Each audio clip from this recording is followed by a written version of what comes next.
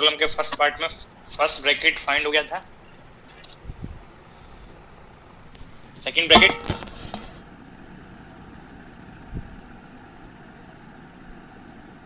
Sai two bracket psi two आपको ket vector given था, bra vector find किया तो 2 phi 1 minus 3i phi 2 2 phi 1 plus 3i phi 2 ये आपको ket vector given. Bra vector break के पहले आपको हिंट कर दिया था। अब प्रोडक्ट करेंगे तो आपको जो ऑर्थोनॉर्मलिटी कंडीशन है, ऑर्थोनॉर्मलिटी कंडीशन से आपको ये कंफर्म है कि जब ये डिफरेंट स्टेट्स के डिफरेंट नोटेशन के साथ ब्रैकेट्स बनेंगे वो आप डायरेक्ट जीरो कर सकते हैं। ओनली सेम के लिए आप प्रोडक्ट कर लें तो ये 4 फाई 1 ब्रैकेट 1 बनेगा। अब ये माइनस 3i प्लस 3i से प्रोडक्ट किया ये 9 बन गया।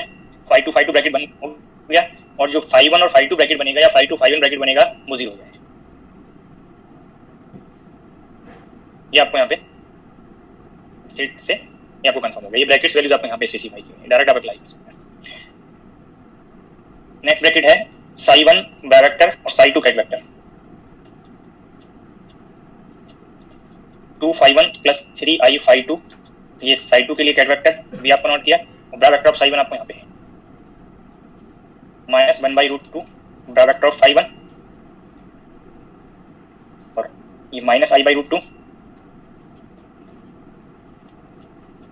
बड़ा वेक्टर ऑफ फाई 2। अब यहाँ पे प्रोडक्ट करेंगे ये फर्स्ट स्केलर बहुत फर्स्ट के स्केलर का प्रोडक्ट किया माइनस 2/√2 फाई 1 ब्रैकेट 1 हो गया। अब ये सेकंड का सेकंड के साथ प्रोडक्ट किया तो 3i और minus i plus 3/√2 phi 2 bracket 1 हो गए। अब यहाँ पे फाई 1 और फाई 2 के साथ जब आप ब्रैकेट लेंगे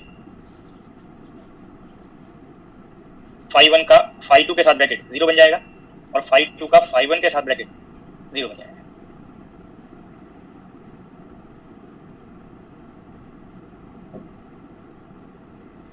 Sai 2 psi 1 2 phi 1 minus 3i phi 2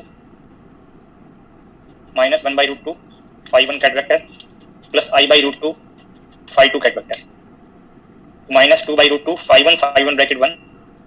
अब ये माइनस 3i और प्लस i दैट इज 3 और ये √2 डिवाइड में फाई 2 ब्रैकेट 1 और फाई 1 और फाई 2 ब्रैकेट 0 हो जाएंगे। तो फिर से आप चेक करिए जब भी ये क्वांटिटी रियल आएगा, देखो जब सेम ब्रैकेट सेम नोटेशंस होंगे तब तो ये रियल आएगा ही, बट ये term value some time compare करेंगे तो अगर ये बाई चांस चेंज होता भी तो इसका आप कॉम्प्लेक्स कंजुगेट करके टर्म फाइंड कर सकते थे। यहाँ पे सेम आया आप चेक कर सकते हैं, कैलकुलेट करके आपको बताएगा। जो डार्क नोटेशन के स्टार्टिंग में बताएं उनसे भी ये डायरेक्ट फाइंड कर सकते थे। आपको ये फोर्थ ब्रैकेट सेपरेटली फाइंड करने की रिक्वायरमेंट नहीं थी। ये पार्ट आपको यहाँ पे नोट कराया हुआ है, ये पार्ट आपको बताया हुआ है, ओनली कॉम्प्लेक्स कंजुगेट करके आप फाइंड कर सकते हैं। ये आप पार्ट को इसी से कॉम्प्लेक्स कंजुगेट करके फाइंड कर लेते हैं तो सेम नोटेशन होगा, ये टर्म रियल बनेगा। ये आपको यहाँ पे कंफर्म भी होगा। तो फर्स्ट पार्ट जो 4 ब्रैकेट नोटेशन थे वो आपको कंफर्म हो गए। सेकंड पार्ट में ऑपरेटर्स नोटेशंस की लिस्ट चलो। पहले आपको यहाँ पे फाइंड करना है psi 1 ket vector multiplied by bra vector of psi 1 और साई 1 कैट वेक्टर आपको minus 1/√2 ket of phi 1 plus i/√2 ket of phi 2। ये मैंने कैट वेक्टर नोट कर दिया। बड़ा वेक्टर माइनस 1/√2 बड़ा vector of phi 1 minus i/√2 बड़ा vector of phi 2। अब आपको ये हिंट किया था कि अपनी चॉइस से ऑर्डर चेंज नहीं करेंगे तो यहाँ पे माइनस 1/√2 माइनस 1/√2 1/2 पहले यहाँ पे कैट वेक्टर है देन बड़ा वेक्टर।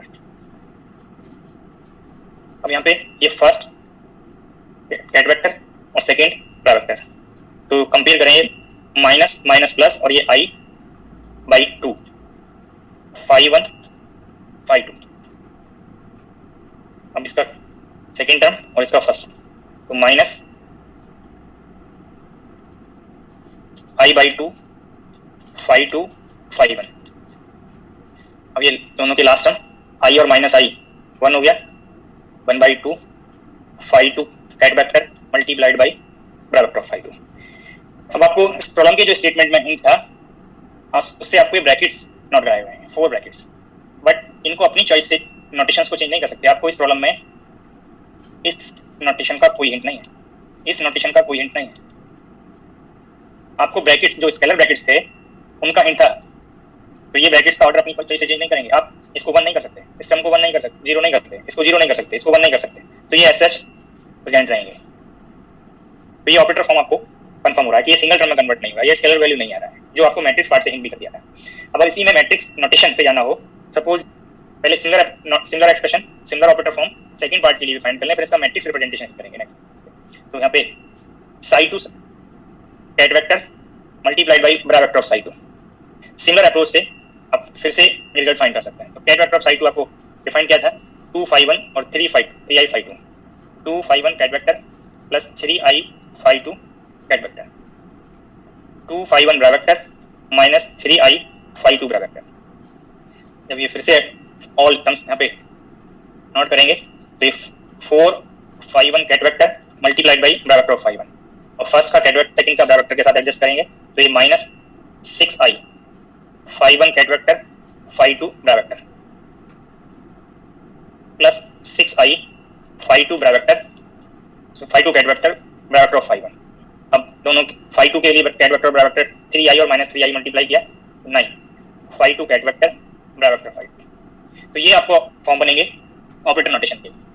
तो सेकंड पार्ट में आपको ऑपरेटर्स फॉर्म पूछा था, ये आपको कंप्लीट हो गया। बट थर्ड पार्ट को फाइंड करने के लिए आपको या तो ट्रेस की प्रॉपर्टी से आप फाइंड कर पाएं, और इसके लिए एक इजी मेथड है, ट्रेस की प्रॉपर्टी से और भी इजी हो जाएगा, बट सबसे पहले आप ट्रेस वर्ड जो यूज कराए थे वो आप मैट्रिक्स फॉर्म के लिए यूज करते थे। मैट्रिक्स में सम ऑफ डायगोनल एलिमेंट और सम ऑफ आइगन वैल्यूज आप ट्रेस पढ़ते हैं।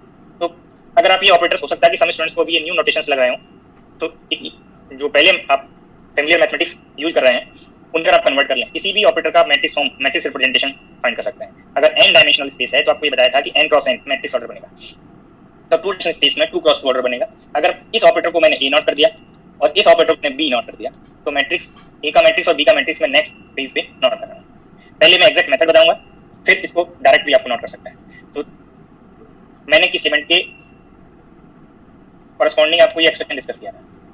अगर ऑपरेटर a का मैट्रिक्स एलिमेंट a mn आपको फाइंड करना हो तो भी मैट्रिक्स एलिमेंट यूज करेंगे। बी ऑपरेटर के लिए मैट्रिक्स एलिमेंट ऑपरेटर चेंज होगा, ओनली जो रो और कॉलम इंडिसेस हैं वो आपको सिमिलर नोट करने हैं।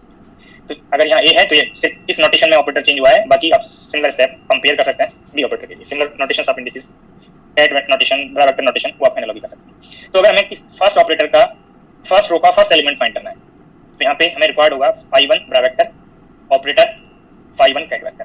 अब ए ऑपरेटर आपको यहाँ पे मैंने ये फाइंड करा रखा है, जहां ऑपरेटर है ये नोटेशन है, ये ऑपरेटर फॉर्म प्लेस कर दीजिए। तो ये बड़ा वेक्टर ऑफ 5 1 एसएच और ये जो राइट में कैट वेक्टर फॉर्म है वो एसएच, मिडिल में ऑपरेटर नोटेशन था, ये ऑपरेटर फॉर्म को मैंने पहले कैलकुलेट कराया है, ये प्लेस कर देंगे 1/2 5 1 ket vector 5 1 bra vector plus i/2 5 1 ket vector 5 2 बड़ा vector minus i/2 5 2 ket vector 5 1 bra vector plus 1/2 5 2 ket vector 5 2 बड़ा वेक्टर। जहां पे ऑपरेटर नोटेशन था मैंने ऑपरेटर का फॉर्म प्लेस कर दिया। अब डार्क नोटेशन के स्टेप फॉलो करेंगे। 1/2 स्केलर वैल्यू है, 1/2 एसएच। जैसे ही 1/2 आपने लेफ्ट में नोट किया 5 1 ब्रैकेट बन गया, और ये 5 1 बड़ा वेक्टर इस कैट वेक्टर के साथ एडजस्ट होके आपको यहाँ पे 2 ब्रैकेट्स बन गए और बोथ ब्रैकेट 5 1 5 1। ऐसे रिमेनिंग टर्म को आप एडजस्ट करेंगे तो ये i/2 लेफ्ट में नोट किया और यहाँ पे बड़ा वेक्टर 5 1 इस कैट वेक्टर 5 1 से एडजस्ट होगा। अब राइट में ये इसके 5 1 कैट वेक्टर के राइट में 5 2 बड़ा वेक्टर है और यहाँ पे 5 1 कैट वेक्टर के साथ एडजस्ट होगा, तो ये 5 2 5 1 ब्रैकेट बनेगा। मैं यहाँ पे all points, all notations, all bracket notations में नोट कर रहा हूँ, जिस बाकी को फिर आप सिमिलर वे में ट्राई कर सकते हैं।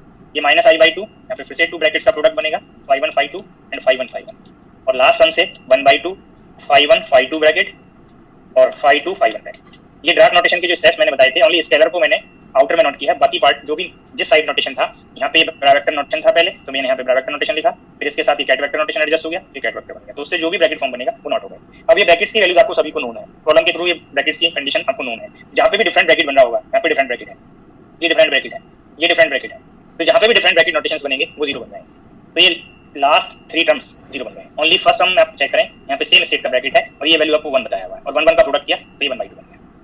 ये स्टेप सभी को क्लियर होना चाहिए। मैंने ऑल ब्रैकेट नोटेशंस यहाँ पे पॉसिबल नोटेशंस थे वो जो आपको नोट कर दिए, और ये 4 ब्रैकेट्स की वैल्यूज बताई हुई हैं, यहाँ पे प्लेस कर दीजिए। तो ये फर्स्ट एलिमेंट आपको फाइंड हो गया 1 1। ऐसे ही आपको अगर कोई और एलिमेंट फाइंड करना है तो ये रो का इंडिसेस 1 है और कॉलम का इंडिसेस 2 है,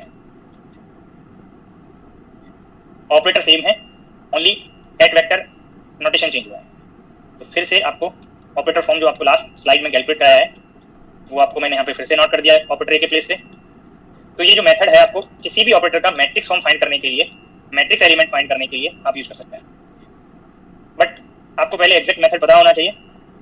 एंड अब अगर आप यहाँ पे ट्रिक से इसको डायरेक्ट नोट करेंगे तो ट्रिक से और भी इजी वे में आपको नोट करेंगे, बट पहले ये फॉर्म आपको कैलकुलेट करना आना चाहिए था एग्जैक्ट मेथड से। और फिर से चेक करें, ये 1/2 यहाँ पे नोट हो गया, तो ये 5 1 ब्रैकेट बना, और यहाँ से ये टर्म 5 1 5 2 ब्रैकेट बनेगा। सेकेंड टर्म I/2 5 1 ब्रैकेट और 5 2 ब्रैकेट का प्रोडक्ट बनेगा। मैंने 2 एलिमेंट्स के लिए जो पॉसिबल ब्रैकेट्स थे वो आपको यहाँ पे मैंने नोट कर दिए, उनकी वैल्यू प्लेस करके दीज 2 एलिमेंट्स कैलकुलेट करना बता दिया। अगर ये एलिमेंट्स आपको कैलकुलेट करने आते हैं तो सिमिलर अप्रोच से इस पर्टिकुलर ऑपरेटर के आप रिमेनिंग एलिमेंट्स भी सिमिलर मेथड से फाइंड कर सकते हैं। अब यहाँ पे जो भी डिफरेंट स्टेट ब्रैकेट्स बनेंगे वो कंडीशन को जीरो कर देंगे। यहाँ पे डिफरेंट स्टेट ब्रैकेट है, यहाँ पे डिफरेंट स्टेट ब्रैकेट है, तो ये जहाँ पे भी डिफरेंट स्टेट ब्रैकेट होगा वो जीरो होने से मल्टीपल फैक्टर जीरो हो जाएगा। बट ये सेकंड टर्म पे जाइए, यहाँ पे सेम ब्रैकेट का प्रोडक्ट है और बोथ ब्रैकेट की इंडिविजुअल वैल्यू 1 है, 1 1 का प्रोडक्ट किया तो 1 हो गया, और यहाँ पे I/2 मल्टीप्लाई कर रहे थे तो इस मैट्रिक्स एलिमेंट की वैल्यू I/2 आ गई। तो कैसे आपको ये मैट्रिक्स एलिमेंट्स फाइंड होंगे ये आपको मैंने कंफर्म कर दिया। तो ये सभी को कैलकुलेट करना आना चाहिए मैट्रिक्स एलिमेंट को, बट इसमें अगर इस फॉर्म को आप रेफरेंस लेते जाएं तो डायरेक्ट भी आप मैट्रिक्स फॉर्म इसी फॉर्म से मैट्रिक्स एलिमेंट फॉर्म आप फाइंड कर सकते हैं। और यहाँ पे चेक करें, जब भी नोटेशन पे जाएं जो एलिमेंट आप कैलकुलेट करेंगे सेम ब्रैकेट से इसी पार्ट में लेंगे। फर्स्ट एलिमेंट के लिए 5 1 5 1, बाकी सब में डिफरेंट ब्रैकेट्स अंदर हैं। जब आप सेकंड एलिमेंट फाइंड करेंगे फर्स्ट रो का सेकंड एलिमेंट, तो ये इंडिसेस वेक्टर के साथ ब्रैकेट बंद करेगा, ये कैट वेक्टर के साथ ब्रैकेट बंद कर देगा, जो राइट में कैट वेक्टर होगा। तो जहाँ पे ये नंबर है उस रो आप चेक करिए, फर्स्ट रो के फर्स्ट एलिमेंट के लिए नंबर बनता है 1 1, तो ये कंट्रीब्यूट करेगा। यहाँ पे फर्स्ट रो के सेकंड एलिमेंट के लिए ये नंबर पे जाएं 1 2, तो ये कंट्रीब्यूट करेगा, बाकी जीरो हो जाएंगे। सेकंड रो के फर्स्ट एलिमेंट पे ये कंट्रीब्यूट करेगा, बाकी जीरो हो जाएंगे, और सेकंड रो के सेकंड एलिमेंट के लिए ये कंट्रीब्यूट करेगा, बाकी जीरो हो जाएंगे। तो यहाँ पे तो 2 क्रॉस 2 ऑर्डर बनना था मैट्रिक्स में, अगर 3 क्रॉस 3 4 क्रॉस ऑर्डर भी बने तो ये डायरेक्ट दीज फॉर्म से आप ये डायरेक्ट नोट कर सकते हैं। अब इजी अब क्या है कि जहाँ पे 1 1 फैक्टर बनता है, मैं ये नहीं कह रहा कि फर्स्ट टर्म पे जाना है, जो भी ऑपरेटर नोटेशन में 1 1 टर्म बन रहा होगा, यहाँ पे चेक करिए कैट वेक्टर नोटेशन बन है, वेक्टर नोटेशन बन है, तो ये 1 1 बन गया, तो इसका जो भी मल्टीपल फैक्टर आ रहा होगा वही मैट्रिक्स एलिमेंट की वैल्यू बनेगी। ये आप चेक कर सकते हैं, नेक्स्ट पेज पे आपको यही कैलकुलेट कराया है।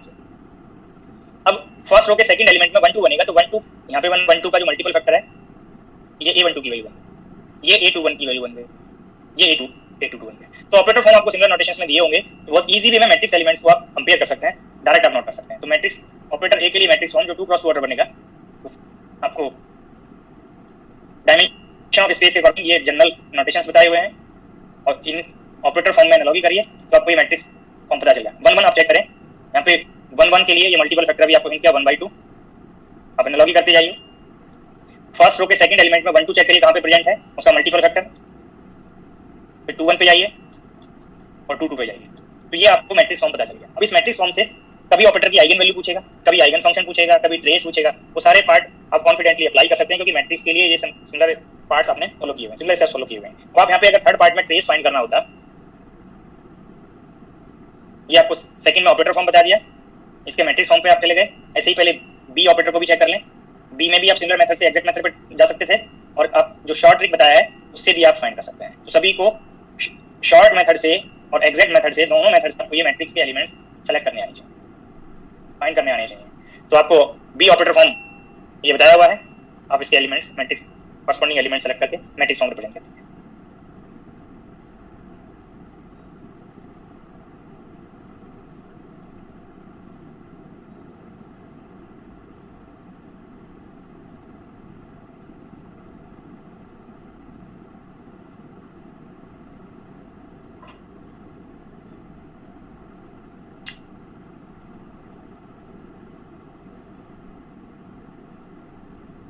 कंपेयर करें 1 1 और 1 1 का मल्टीपल फैक्टर है यहाँ पे 4, 1 2 का मल्टीपल फैक्टर है -6i, 2 1 का मल्टीपल फैक्टर है 6i, और 2 2 का मल्टीपल फैक्टर है 9। कॉरस्पॉन्डिंग एलिमेंट्स आपको यहाँ पे पता चलेगा। फिर शॉर्ट मेथड से आपको डायरेक्ट आपको कंपेयर करना बता दिया। कोई भी मैट्रिक्स, कोई भी ऑपरेटर अगर आपको ये डार्क नोटेशन के फॉर्म में दिया है तो वहां से आप ये डायरेक्ट मैट्रिक्स फॉर्म फाइंड कर सकते हैं। आपको ये सिमिलर अप्रोच से ये मैट्रिक्स एलिमेंट सेपरेटली फाइंड करेंगे। आपको जो ये फॉर्म दिया होगा वहाँ पे प्रॉब्लम के स्टेटमेंट में, इन आप डायरेक्ट मैट्रिक्स फॉर्म बना सकते हैं। ये पार्ट आपको मैट्रिक्स एलिमेंट बनेंगे, बट मैंने ये सजेस्ट नहीं किया कि फर्स्ट टर्म फर्स्ट एलिमेंट बताएगा, सेकंड टर्म सेकंड एलिमेंट बताएगा। रो और कॉलम दिया, यहाँ से जो नंबर मैच करेंगे उसका मल्टीपल फैक्टर कॉरस्पॉन्डिंग एलिमेंट बताएगा। 1 1 में फर्स्ट रो का फर्स्ट एलिमेंट, 1 2 में फर्स्ट रो का सेकंड एलिमेंट, 2 1 में सेकंड रो का फर्स्ट एलिमेंट, 2 2 में सेकंड रो का सेकंड एलिमेंट। अब आप मैट्रिक्स फॉर्म बोथ ऑपरेटर्स के लिए डायरेक्ट नोटेशन फॉर्म भी पता है और कैसे हम इस ऑपरेटर्स पार्ट को ये नोटेशन बताएं कि ये ऑपरेटर्स हैं। और अब आपको यहाँ पे हो सकता है किसी कोई डाउट हो रहा है कि कैसे बचते, बट आपको ये बताया कि ऑपरेटर्स का मैट्रिक्स इक्विवेलेंट आप बना सकते हैं। आप चेक कर लीजिए यहाँ पे मैट्रिक्स रिप्रेजेंटेशन फॉर्म बन गया। अब इसी में थर्ड पार्ट में अब आपको ट्रेस फाइंड करना है, trace of A. Trace find करने के लिए आपको यहाँ पे मैट्रिक्स फॉर्म दिया था, सम ऑफ डायगोनल एलिमेंट पे जा सकते थे। अगर आप इसकी आइगन वैल्यूज फाइंड कर लें तो आप सम ऑफ आइगन वैल्यूज से फाइंड कर सकते थे। जो भी क्वेश्चन के अकॉर्डिंग वहाँ पे आपको हिंट अवेलेबल हो उससे आप रिजल्ट फाइंड कर सकते हैं। तो sum of diagonal element first case में हाफ हाफ आ रहा है, बोथ एलिमेंट्स हाफ हाफ हैं और इसका सम किया 3 हो गया।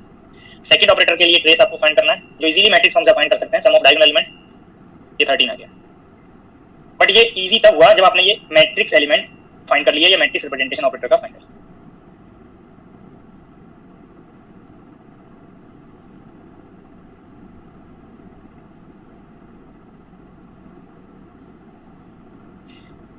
इसी को अगर आप ये फॉर्म पे जाएं, अगर ये कैलकुलेट ना भी करें तब आपको ट्रेस का आइडिया था, अगर ट्रेस की प्रॉपर्टी यूज करें।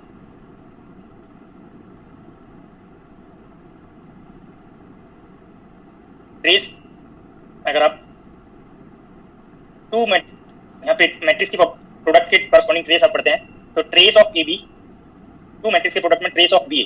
यहाँ से कई बार लगता है कि ये रिवर्स ऑर्डर है, बट ट्रेस रिवर्स ऑर्डर में करेक्ट नहीं है, साइक्लिक ऑर्डर में करेक्ट है। जिसमें थर्ड पार्ट के लिए भी नोट कर रहा हूँ, 3 पार्ट के लिए साइक्लिक ऑर्डर में जाएंगे तो ये बी सी ए बनेगा साइक्लिक ऑर्डर। 2 के प्रोडक्ट में तो cyclic order reverse order match कराता है, इसलिए कोई डाउट ना रहे, इसलिए मैंने थर्ड को भी आपको यहाँ पे नोट कर दिया 3 टर्म के प्रोडक्ट के लिए, जिससे आपको कंफर्म रहे कि साइक्लिक ऑर्डर लेना है, रिवर्स ऑर्डर नहीं लेना। अब यहाँ पे अगर आपको ऑपरेटर ए डिफाइंड था psi1 ket vector multiplied by bracket of psi1 और इस ए का ट्रेस फाइंड करना है, तो ट्रेस ऑफ दिस टर्म, इसको आप ए ले सकते हैं, इसको आप बी ले सकते हैं। तो मैंने ये ऑर्डर चेंज कर दिया है, तो ब्रैकेट बन गया और ब्रैकेट में सिंगल एलिमेंट आता है और ब्रैकेट की जो वैल्यू होगी इस नोटेशन के लिए कैट ऑफ psi1 के लिए जो भी ब्रैकेट आप फाइंड करेंगे, ब्रैकेट की जो वैल्यू होगी वही ट्रेस है और ब्रैकेट की वैल्यू को आप वन स्टेप में फाइंड कर सकते हैं। अगर कैट ऑफ psi1 दिया है, ठीक है, अभी तो आपको ये डार्क नोटेशन के स्टेप से कैलकुलेट करना बताया है ब्रैकेट, अदरवाइज अगर आप ये आगे जैसे पढ़ते जाएंगे तो इन कोफिशिएंट्स का मॉड स्क्वायर था और इसका सम था, आप चेक कर लीजिए इन कोफिशिएंट्स के मॉड। यहाँ पे जो आपको मैंने बताया है ये पार्ट पे जाइए, ये टर्म जो आपको यहाँ पे हिंट किए हैं ये साइड टू ब्रैकेट ये पार्ट, तो अगर ये कोफिशिएंट्स का मॉड स्क्वायर कर दें तो 4 बना, इसका मॉड स्क्वायर कर दें तो 9 बना, तो बोथ को ऐड कर दिया तो 13। तो जो कैट नोटेशन आपको 2 इंडिविजुअल कैट्स वेक्टर के कॉरस्पॉन्डिंग डिफाइन किया था, इनके कोफिशिएंट्स का स्क्वायर का सम कर दें तो डायरेक्ट आपको ब्रैकेट वैल्यू फाइंड हो रही है। तो ये आप डायरेक्ट फाइंड कर सकते थे, तो ये कैलकुलेट की जरूरत भी नहीं थी ट्रेस के लिए, बट इससे आपको आगे किसी ना किसी प्रॉब्लम के ये पार्ट बनेंगे तब आपको ये कैलकुलेशन लिखा होता है, इसलिए मैंने इसी सेम प्रॉब्लम में आपको मोर स्टेप्स डिस्कस कर दिए और ये ब्रैकेट वैल्यू फर्स्ट ऑपरेटर के लिए बन जाएगा। बी ऑपरेटर आपको psi2 ket vector multiplied by bracket of psi2, similar approach से आप फिर से कंफर्म कर लें।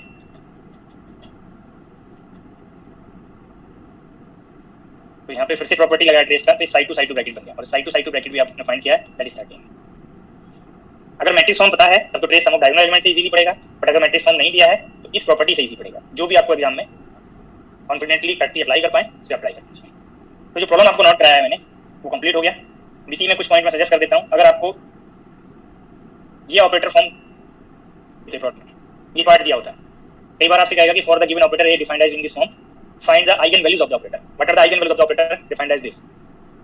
यहाँ से आपको डिफिकल्ट होगा इस नोटेशन से आइगन वैल्यू कैलकुलेट करना, आइगन फंक्शन कैलकुलेट करना। इजी क्या है कि इस फॉर्म से आपको ये मैट्रिक्स फॉर्म डायरेक्ट नोट होगा। अब जैसे ही मैट्रिक्स फॉर्म डायरेक्ट नोट करेंगे, मैट्रिक्स की आइगन वैल्यूज और आइगन फंक्शन फाइंड करना आपने 12th लेवल से ट्राई किया हुआ है, वो मेथड अप्लाई कर दीजिए। आइगन वैल्यूज के लिए डायगोनलाइज कर दीजिए, a minus lambda i, determinant को 0 कर दीजिए, यहाँ से लैम्डा आपको पता चल जाएंगे। ऐसे ही सेकंड ऑपरेटर पार्ट के लिए b minus lambda i, determinant को 0 कर दीजिए, यहाँ से आपको सेकंड ऑपरेटर की आइगन वैल्यूज पता चल जाएंगे। ऐसे ही आप आइगन फंक्शन फाइंड करने वाला मेथड यूज करते हैं, वो आइगन फंक्शन के लिए अप्लाई कर पाएंगे।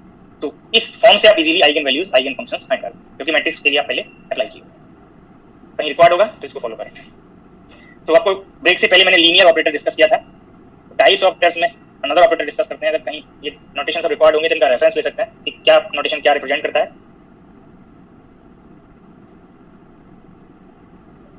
हर्मिशियन ऑपरेटर, जो इंपॉर्टेंट ऑपरेटर डायरेक्ट और इनडायरेक्ट कहीं ना कहीं अप्लाई होता जाए, हर्मिशियन ऑपरेटर की condition. An operator is said to be Hermitian operator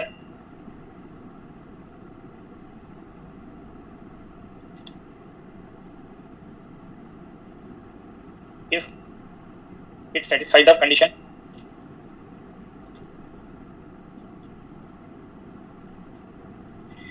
अब ऑपरेटर के एक्शन के करस्पॉन्डिंग आपको डिफरेंट वे में ये कंडीशन चेक करनी हो सकती है।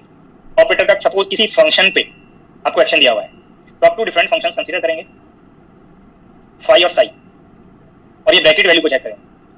अगर ये ब्रैकेट वैल्यू मैच करती है तो ऑपरेटर हर्मिशियन होगा। और ये ब्रैकेट का डेफिनेशन ब्रेक से पहले आपको नोट करना होता है।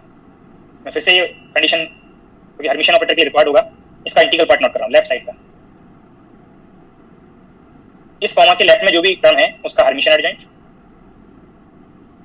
जो राइट में टर्म है कॉमा के अनदर साइड वो S H D term, space के कॉरस्पॉन्डिंग ये डीटा एलिमेंट लेंगे, 1 डायमेंशन 2 डायमेंशन 3 डायमेंशन कॉरस्पॉन्डिंग, और दैट वेरिएबल की ऑल वैल्यूज पे इंटीग्रेट करेंगे। ये प्रोडक्ट ओपन करेंगे। अब यहाँ पे कॉमा के लेफ्ट में ए फाई है, तो ये ए फाई का डैगर है, और जो राइट में है वो S H D term, all space पे फिर से इंटीग्रेशन। तो इसका मीनिंग क्या है इंटीग्रल पार्ट, ये आपको नहीं कर दिया। अब दीज ब्रैकेट्स का ड्राफ्ट नोटेशन इक्विवेलेंट बनाइए, ये आपको नोट करना बताया हुआ है। जहाँ पे कॉमा है यही पार्ट, ये तो फंक्शन पार्ट के लिए हो गए कंडीशंस, इसी का अगर ड्राफ्ट नोटेशन इक्विवेलेंट बनाना हो तो जहाँ पे कॉमा है, मैंने वर्टिकल लाइन शो किया था, इस कॉमा के लेफ्ट में फाई है और राइट में ए साई है। तो लेफ्ट साइड का मैंने ब्रैकेट नोट कर दिया, ऐसे राइट के लिए नोट करेंगे।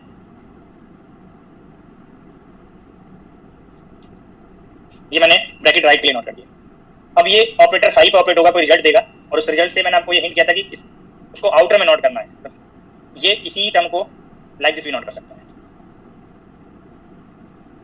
और ये टर्म से जब आप इस स्केलर को इस ब्रा वेक्टर नोटेशन से आउटर में नोट करते हैं तो कॉम्प्लेक्स कंजुगेट आता है, बट ऑपरेटर के लिए वो टर्म डैगर बनेगा। तो लाइक दिस आप इसको नोट कर सकते हैं। ये दोनों मीनिंग सेम है, दोनों पार्ट।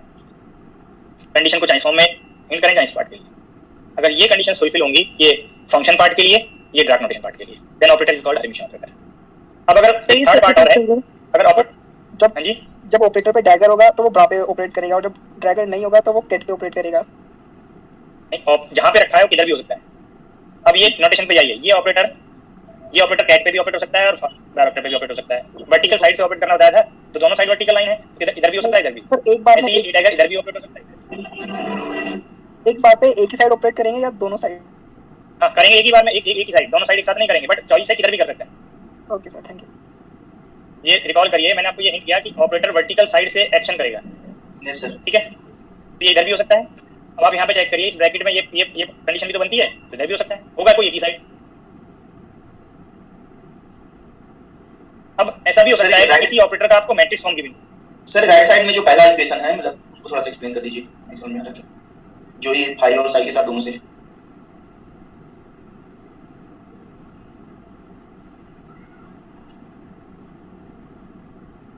ये क्लियर था? जिनको डाउट है अभी जो नोट किया मैंने, ये क्लियर है? यस सर, सर ये क्लियर है। ये इंटीग्रल पार्ट बताया, और इस ब्रैकेट का ये कैट नोटेशन और ब्रा वेक्टर नोटेशन बनाना बताया था, ब्रैकेट नोट करना बताया था। बहुत इजी अप्रोच है, जहां ये कॉमा लगा हुआ है वहां वर्टिकल लाइन रिप्लेस कर दीजिए, इसको ब्रा वेक्टर और इसको कैट वेक्टर नोट कर दीजिए। यस, अब एक बार खुद से ट्राई करिए वहां पे जिसको डाउट हो। ओके सर वो सेकंड बता दो कि राइट तो सर लेफ्ट वाला लेफ्ट में रह जाएगा, राइट वाला राइट में रह जाएगा कि इंटरचेंज भी होता है? इसके इक्विवेलेंट मैंने ये लिखा है, चेक कर लीजिए, एनालॉजी बताया मैंने कॉमा के प्लेस पे वर्टिकल लाइन, अब इस कॉमा के जो लेफ्ट साइड था और जो राइट साइड था, अब चेक करिए लेफ्ट वाले को ब्रा वेक्टर और राइट वाले को कैट वेक्टर, सभी को क्लियर हो जाना चाहिए। अब इस रिलेशन में जो राइट में ब्रैकेट है, इसका राइट में इक्विवेलेंट लिखा हुआ है। अब आप फिर से चेक करिए, ये कॉमा है, ये मैंने वर्टिकल लाइन यहाँ पे लिखी। अब इस कॉमा के लेफ्ट में जो टर्म था उसका ब्रा वेक्टर, और जो राइट में टर्म है उसका कैट वेक्टर। तो जो अपर पार्ट है यहाँ पे, इसमें तो किसी को डाउट नहीं होना चाहिए था। अगर ड्राफ्ट नोटेशन जब मैंने स्टार्ट किया तो दैट टाइम पे क्लियर है, इसमें किसी को डाउट नहीं होना चाहिए। अब आप एक चेक करिए, सर इसमें ये a dagger equal to a, ये आप पहले जो बता रहा हूँ उसको सुन लीजिएगा, फिर बाद में बताइएगा जिसको बताना है जिसको पूछना है। पहले आप लोग क्वेश्चन अराइज कर देते हैं, ठीक है, स्टेटमेंट सुन नहीं पाते, फिर डाउट होगा किसी को, इसलिए मैं पहले हिंट करता हूँ इस स्टेप को क्लियर करने के लिए। ये पार्ट स्टार्टिंग में बताया ऑपरेटर के जनरल डेफिनेशन से कि किसी अनदर ऑपरेटर में कन्वर्ट करते, अनदर कैट वेक्टर में कन्वर्ट करते हैं। अब इसको हम लाइक दिस भी लिख सकते थे, आइगन फंक्शन और आइगन नॉट आइगन फंक्शन के कांसेप्ट से। अब आप ये बताइए, इस पार्ट को मैं ये भी तो लिख सकता हूँ। क्लियर है सभी को? Yes sir. yes, ये नोटेशन भी तो क्लियर है कि ऑपरेटर को अब की बार यहाँ पे इनसाइड में इंक्लूड कर लीजिए, कैट के लिए कोई नहीं है, कैट ऐसा वो इनसाइड में चला जाएगा या उसको आउटसाइड में नोट कर सकते हैं। तो ये टोटल पार्ट यहाँ पे एक ऑपरेटर है और एक स्टेट नोटेशन है। तो इस कैट ऑपरेटर को जब नोटेशन से आउटर में नोट करेंगे तो ऐसा जाएगा, और जब ड्राई वेक्टर से आप इसको नोट करेंगे तो ये स्केलर में तो ऑर्डर पे कोई डाउट नहीं रहेगा, क्योंकि कोई भी कैट नोटेशन कोई भी ऑपरेटर स्केलर से कम्यूट करेगा, बट ऑपरेटर में आपको अलर्ट रहना है। अब इस पार्ट को मैं यहाँ पे नहीं कर रहा हूँ, A5 ए ऑपरेटर है, तो इसको जो हम आउटर में नोट करेंगे तो जो ऑपरेटर नोटेशन है ये ऑपरेटर नोटेशन पे डैगर आएगा, और इसको वर्टिकल साइड ही नोट करेंगे, ऑपरेटर के लिए रेस्ट्रिक्शन बताया। तो इजी वे में आपको ये जो अपर रिलेशन लिखा था, ये इसको आप लेफ्ट साइड में लेफ्ट साइड के इक्विवेलेंट नोट करिए, राइट साइड में राइट साइड के इक्विवेलेंट नोट करिए। तो ये जैसे ही आपको कंफर्म हुआ, यहाँ पे फंक्शन पार्ट के लिए है, ये ड्रैग नोटेशन के लिए है, बट इसी में सम टाइम किसी ऑपरेटर का मैट्रिक्स फॉर्म दिया हो सकता है, और जब मैट्रिक्स फॉर्म में होगा तो आप मैट्रिक्स गिवन मैट्रिक्स हर्मिशन है या नहीं वो आप कंडीशन अप्लाई किए हुए हैं कि ए डैगर एक इक्वल है। ऑपरेटर में कंडीशन जरूरी नहीं कि आप प्रैक्टिकली सॉल्व कर पाएं, ये ऑपरेटर के लिए हो सकता है कि कोई ऑपरेशन यहाँ पे आप स्किप कर दें, ये मैट्रिक्स पार्ट ये कंडीशन है। जब कोई ऑपरेटर फर्स्ट टाइम पढ़ेंगे और ऑपरेटर का फंक्शन पे एक्शन पता है तो ये अप्लाई करेंगे, जिसमें आप इस पार्ट में ऑटोमेटिकली ट्रांसपोज और कॉम्प्लेक्स कंजुगेट दोनों पार्ट आ जाते हैं इस इंटीग्रल पार्ट के लिए। बट अगर आप डायरेक्ट नोट करने लगे तो हो सकता है कि आप वहाँ पे कॉम्प्लेक्स कंजुगेट छोड़ दें, कभी कभी ट्रांसपोज छोड़ दें। जो डैगर है ऑपरेटर में टू पार्ट को इंक्लूड करता है, कॉम्प्लेक्स कंजुगेट एंड ट्रांसपोज, चाहे वो आप किसी भी ऑर्डर में कर सकते हैं। ये आपको पहले नहीं किया। अब अगर जो पॉइंट्स मैंने यहाँ पे एक्सप्लेन किए उनमें किसी को कोई डाउट है तो सर जैसे जो ऑपरेटर है मान लीजिए वो डिफरेंशियल फॉर्म है, तो ए के नोटेशन में ए के तरफ वो मान लीजिए साइड पे ऑपरेट हो रहा है, दूसरे में मैंने बोला आप अपना कुछ पूछना है तो बाद में पूछिए। अभिषेक डाउट के लिए लेक्चर के बाद बोला जाता है, मैंने बोला इन पॉइंट्स में कोई डाउट है तो पूछ लीजिए सर। ये जो अपना डाउट पूछ लीजिए, इन पॉइंट्स में कोई डाउट है सर। फंक्शन पार्ट में जो दूसरा स्टेप लिखा है ना सर आपने इस लेफ्ट वाली साइड, उसको एक बार फिर से रिपीट। हाँ जी आप लोग जब बताते हैं तब कंसंट्रेट नहीं होते हो, मैं बार बार लास्ट स्लाइड शो करनी पड़ती है। मैं स्टार्टिंग में ही आपको तब हो सकता है सब कुछ स्टूडेंट्स को लग रहा है कि सर ये हम पे तो ये आता है सर, जबरदस्ती टाइम वेस्ट कर रहा है। मैं जो भी लिखता हूँ कहीं ना कहीं आगे जरूर इंपॉर्टेंस होता है। मैंने सबसे पहले अभी देखिए इस ड्राफ्ट नोटेशन एक्सप्लेनेशन में सबसे पहले मैंने ये ब्रैकेट नोटेशन बताया और इसका इंटीग्रल इक्विवेलेंट बताया है, क्योंकि यहाँ पे हम पहले जो पढ़ रहे थे इसमें ऑपरेटर नहीं आ रहा था, इस पार्ट में सिर्फ फंक्शन पार्ट था और स्केलर था, और स्केलर के लिए जो डैगर होता है वो कॉम्प्लेक्स कंजुगेट से चला जाता है।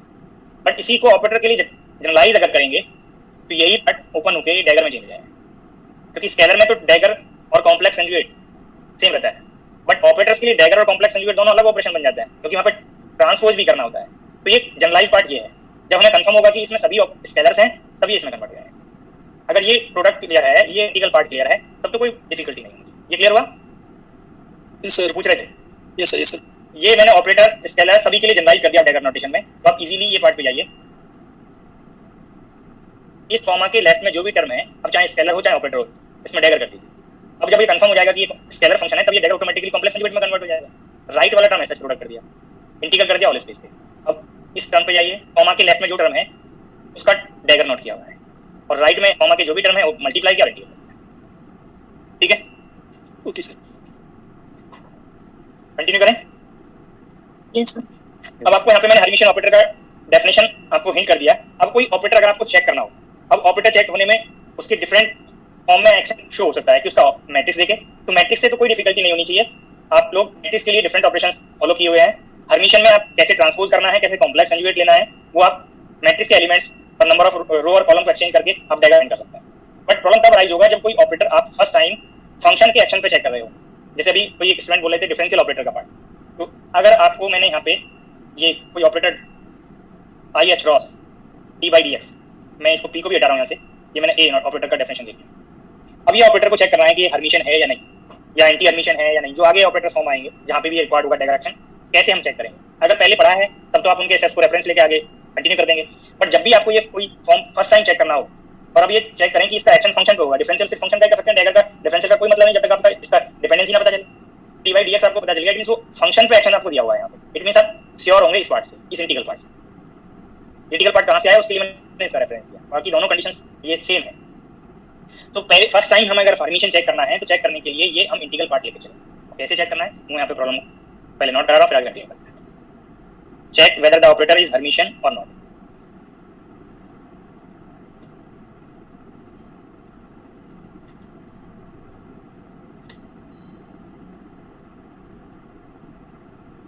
और ऑपरेटर ये चाहे डेफिनेशन यहाँ पे नोट करें या इसके आगे नहीं करते हैं। Check whether the operator A I H cross D by D X is Hermitian और नॉट।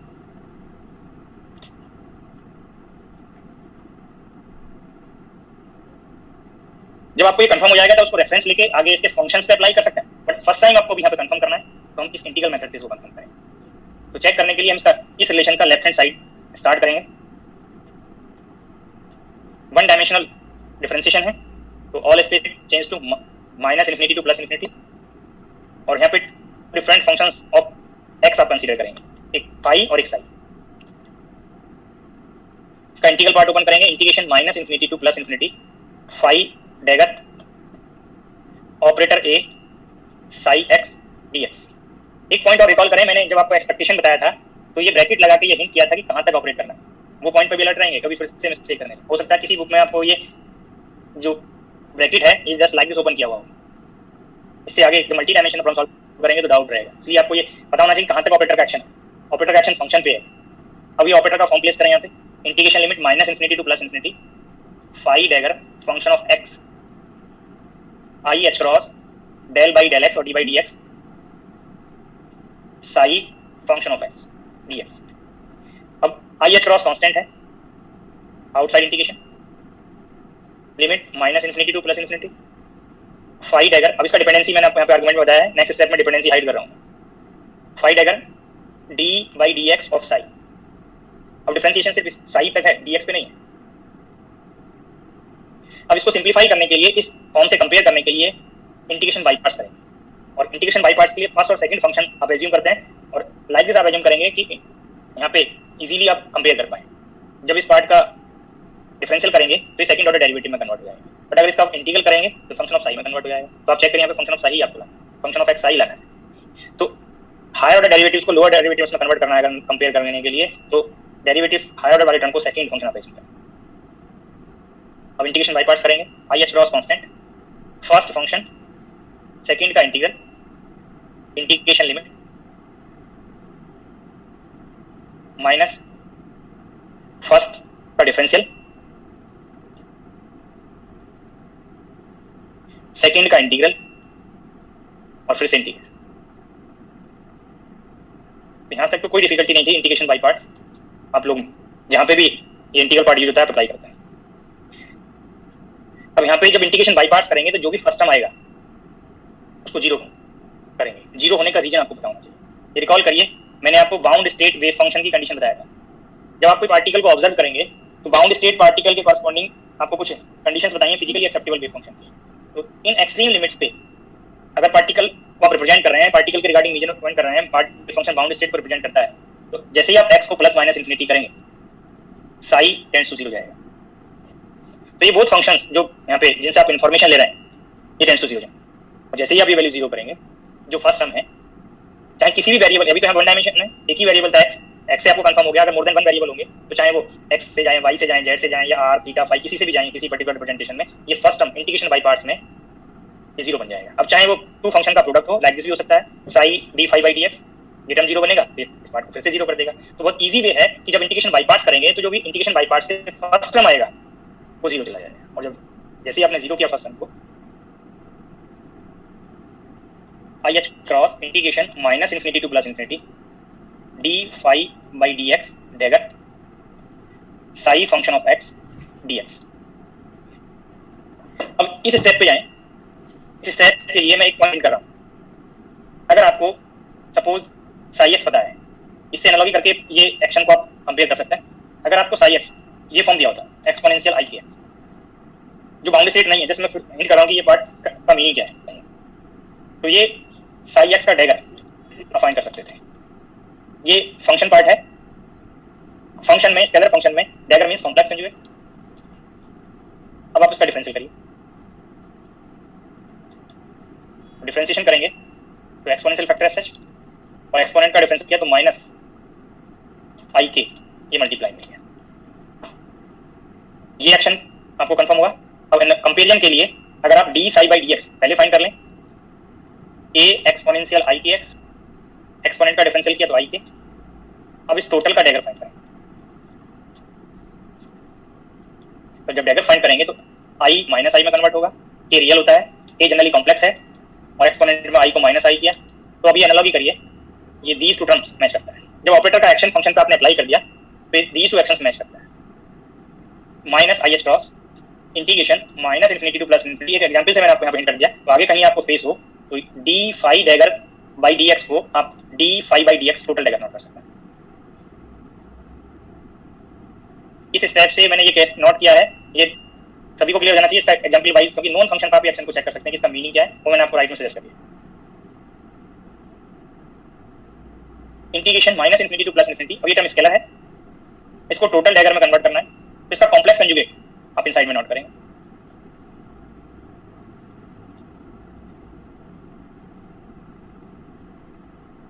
एक स्टेप आपको यहाँ पे मैं कर दूं, अगर कोई स्केलर को आप ऑपरेटर से प्रोडक्ट कर रहे हैं, ऑपरेटर और ये सी स्केलर है और ये ऑपरेटर है, तो यहाँ पे ऑपरेटर का डैगर और सी स्केलर है तो इसका कॉम्प्लेक्स कंजुगेट, और ऑपरेटर स्केलर से कॉम्यूट करता है, तो चाहे इसको लेफ्ट में नोट करें चाहे राइट में नोट करें।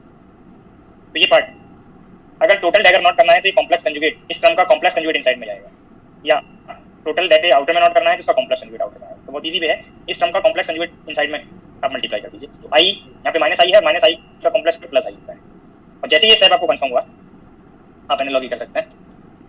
ऑपरेटर, ये टर्म ऑपरेटर है, phi dagger psi DX, left hand side से स्टार्ट किया, राइट हैंड साइड मैच कर गया, इक्वेशन मैच करें, ये रिलेशन मैच करें, तो ऑपरेटर के लिए जो कंडीशन को फुलफिल होती है, then given operator is Hermitian. The operator A that defined as IH cross D by DX is Hermitian.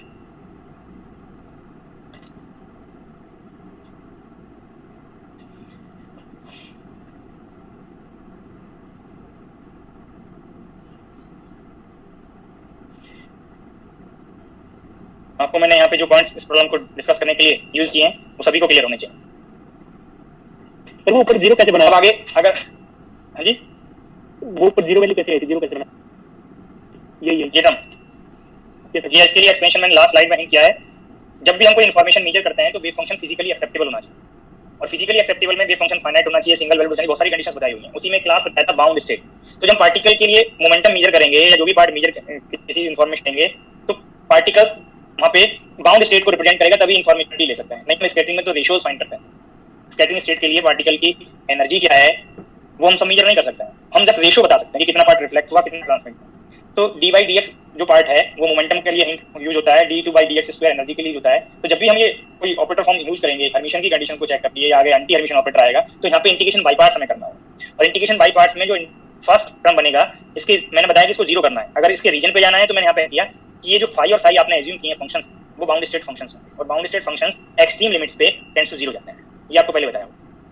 अगर ये रिलेट कर लेंगे कोई डाउट नहीं रहेगा कि ये जीरो क्यों होना चाहिए। बाकी जीरो ये वैल्यू कोई भी नॉन फंक्शन पे अप्लाई करके इसको जब चेक करेंगे तो जीरो बन जाएगा। ठीक है, ओके सर। तो यहाँ अब ये ऑपरेटर का आपको पता चल गया ये हर्मिशन है। अब इसका कोई भी फंक्शन बनाए a क्यूब a पावर 5, वहाँ पे आप अलजेब्रा यूज कर सकते हैं। वहाँ पे जैसे सपोज आपको ये IH cross d by D x इसका स्क्वायर दिया होता और इसको चेक करना होता कि हर्मिशन है। तो स्क्वायर करने के लिए आप इसको IH cross d by D x multiplied by IH cross d by D x note करते, तो ये स्केलर्स में मल्टीप्लाई होते तो minus h cross square d2 by D x square बन जाता, या d बाई एक्स और d बाई डी एक्स बन जाता। अब इसको रेफरेंस लेके आप d बाई डी एक्स को भी चेक कर सकते थे इसका डैगर क्या है। आप इंटीग्रल मेथड पे भी जा सकते थे और इसी में d बाई डी एक्स का डैगर भी आपको कंफर्म है कि अब आपको यहाँ पे कंफर्म है कि ऑपरेटर ये हर्मिशन है। मैट्रिक्स फॉर्म में तो नहीं है बट आपको कंफर्म हो गया कि हर्मिशन है, तो ये ऑपरेटर पे कंडीशन अप्लाई कर सकते हैं। अब IH cross d by D x का डैगर ऑपरेटर से मैच करता है। अब इसका डैगर फाइंड करेंगे तो इस स्केलर का dagger that is minus IH cross d by D x dagger, और ये IH cross d by D x equal है। स्केलर ये कैंसिल आउट हो गए, तो d बाई डी एक्स का डैगर आपको इस पार्ट से आउट इंटीग्रेशन कंफर्म हो गया कि minus d by D x बनेगा। इंटीग्रल पार्ट से आपको कंफर्म हो जाएगा। अब आप यहाँ पे चेक कर सकते हैं, चाहे इस पार्ट पे जाएं चाहे इस पार्ट पे जाएं। अगर इसके स्क्वायर का आपको डैगर चेक करना होता, अब हमें चेक करना है minus h cross square d2 by D x square, जो ये पार्ट स्क्वायर बनेगा, इसका डैगर क्या पार्ट बनेगा। तो minus h cross square scalar है, रियल है, इसका कॉम्प्लेक्स कंजुगेट सेम आ गया, इसका डैगर सेम आ गया। और d2 by D x square को आप d by D x note कर सकते हैं।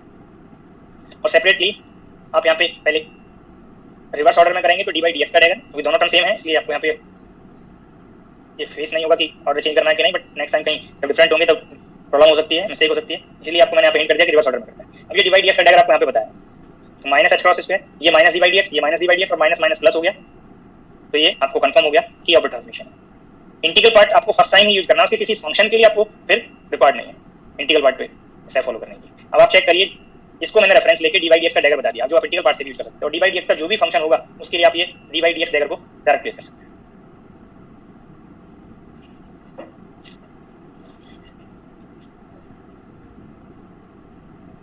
तो यहाँ पे आपको कंफर्म होगा कि ये हर्मिशियन ऑपरेटर है, ये पार्ट हर्मिशियन ऑपरेटर है। तो एक एग्जांपल तो आपको यहाँ पे ये हिंट कर दिया हर्मी के लिए, ये पार्ट भी नोट कर सकते हैं।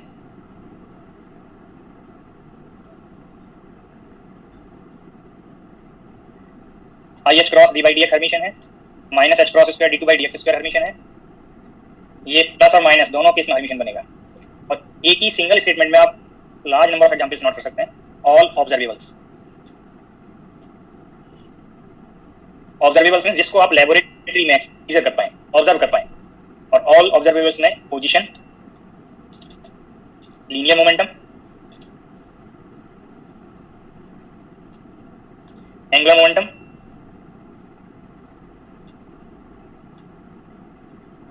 Total kinetic, total energy operator. But ये कंडीशनल रिजल्ट है, अगर वो कंडीशन नहीं दिया है तो जनरल कंडीशन में आप इसको अप्लाई कर सकते हैं फॉर रियल पोटेंशियल। जब पोटेंशियल कॉम्प्लेक्स फॉर्म में होगा तब ये एनर्जी ऑपरेटर हर्मिशियन नहीं बनेगा। तो जितने भी ऑब्जर्वेबल्स हैं वो सब हर्मिशियन ऑपरेटर्स हैं। रीजन क्या है, अभी आगे स्टेप फॉलो करेंगे तो आपको आइडिया मिलेगा। हम लेबोरेटरी में सिर्फ रियल क्वांटिटीज को ही ऑब्जर्व कर सकते हैं, और रियल क्वांटिटीज को ऑब्जर्व करने के लिए आपको यहाँ पे हिंट हो जाएगा। अभी आप लोगों ने मैट्रिक्स के लिए ये कंडीशन पढ़ा होगा, eigen values of Hermitian matrices are real. तो ऑपरेटर्स के लिए भी सेम कंडीशन आपको यहाँ पे कंफर्म होगा। इसी से आपको ये कंफर्म होगा कि ऑब्जर्वेबल्स को हम हर्मिशियन ऑपरेटर से रिप्रेजेंट करते हैं। ऑब्जर्वेबल्स को हम लेबोरेटरी में ऑब्जर्व कर सकते हैं। The eigen values of Hermitian operator, eigen values of Hermitian operator are real. अब हमें ये चेक करना है कि आइगन वैल्यूज रियल हैं, तो हम आइगन वैल्यू इक्वेशन लेके चलेंगे। किसी ऑपरेटर की आइगन वैल्यूज को तभी फाइंड कर पाएंगे जब वो ऑपरेटर आइगन वैल्यू इक्वेशन को सेटिस्फाई करता हो। तो इसको चेक करने के लिए यहाँ पे आप एज्यूम करके चलेंगे, let ket of psi be the eigen function, और आइगन कैट वर्ड यूज कर सकते हैं क्योंकि कैट नोटेशन में है। जैसे आप फंक्शन के लिए चेक करते थे आइगन फंक्शन, तो यहाँ पे आइगन के साथ कैट वर्ड यूज करते हैं आइगन कैट के लिए। मीनिंग सेम होगा कि कैट वेक्टर को ऑपरेट कराएंगे तो सेम फॉर्म में आएगा, सेम कैट नोटेशन बनेगा। Let ket of psi be the eigen ket, अगर ये फंक्शन पार्ट होता तो आइगन फंक्शन वर्ड आप यूज कर सकते थे, बट ब्रैकेट नोटेशन में इसलिए मैंने कैट वर्ड यूज किया है। बट सिमिलर एनालॉजी है कि आप जैसे फंक्शन के लिए चेक कर रहे थे, वो सिमिलर पार्ट आपको यहाँ पे मिलेगा। Eigen ket of an operator A with eigen value lambda.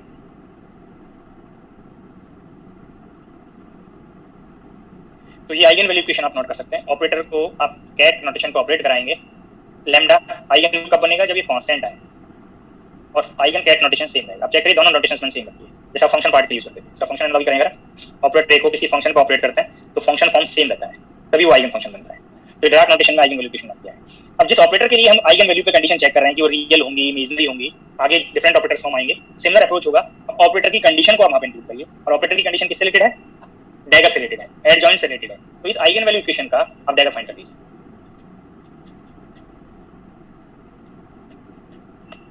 पहले मैंने आइगन वैल्यू इक्वेशन लिखा, अब इसका डैगर के लिए स्टेप फॉलो कर दिया।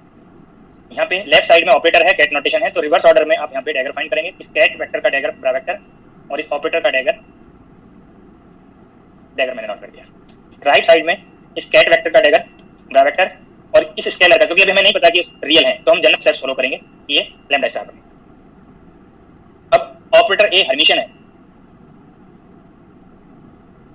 और जब हर्मिशियन है तो ए डैगर को आप ए से रिप्लेस कर सकते हैं। अब यहाँ पे रिप्लेस कर दीजिए, psi A is equal to psi lambda star. अब इस इक्वेशन को रेफरेंस लें और राइट साइड में, इस इक्वेशन के राइट में कैट नोटेशन फिर से इंक्लूड कर लें।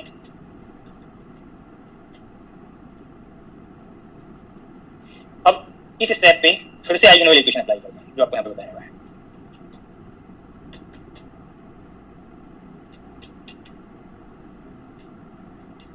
इसको सेम साइड ले आए। अब ये आपने ऑपरेटर का एक्शन कंप्लीट कर दिया। लैम्डा लैम्डा स्टार स्केलर है, इसको ब्रैकेट के आउटर में आप नोट कर सकते हैं। जैसे ही आप नोट करेंगे आपको ये कंडीशन मिलेगा, लैम्डा स्टार माइनस लैम्डा या lambda minus lambda star psi psi bracket is equal to 0। अब जो ब्रेक से पहले आपको मैंने साई साई ब्रैकेट पे कंडीशन बताया था, क्योंकि साई से आप इन्फॉर्मेशन ले रहे हैं, तो जब इन्फॉर्मेशन ले रहे हैं तो एक स्कैट साई नल वेक्टर नहीं होगा, जब नल वेक्टर नहीं होगा तो ये साई साई ब्रैकेट 0 नहीं बनेगा।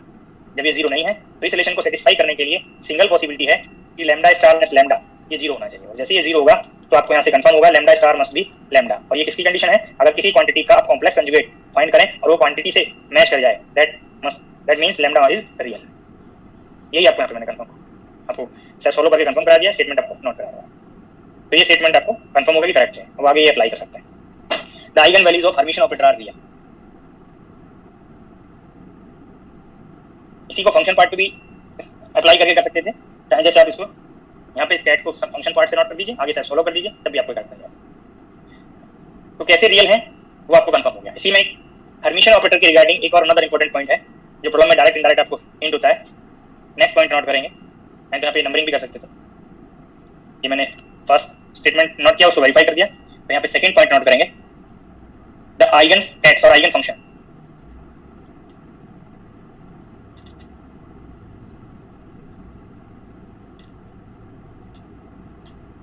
of a Hermitian operator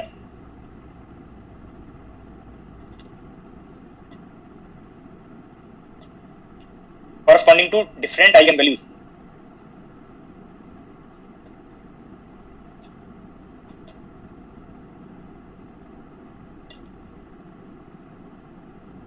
are orthogonal। ये स्टेटमेंट भी पहले वेरीफाई करेंगे, जो कंफर्म हो जाएगा तो ये स्टेटमेंट भी आपके हैबिट में होना चाहिए। प्रॉब्लम के स्टेटमेंट से आपको कई बार इस स्टेटमेंट का हिंट रहेगा, ऑर्थोगोनलिटी कंडीशन का हिंट है स्टेट फंक्शंस के लिए, स्टेट वेक्टर्स के लिए। इसको वेरीफाई करने के लिए आप 2 different eigen functions, eigen kets notations और eigen value notations same operator के लिए यूज करेंगे। तो let ket of psi 1 and psi 2 be eigen kets of a Hermitian operator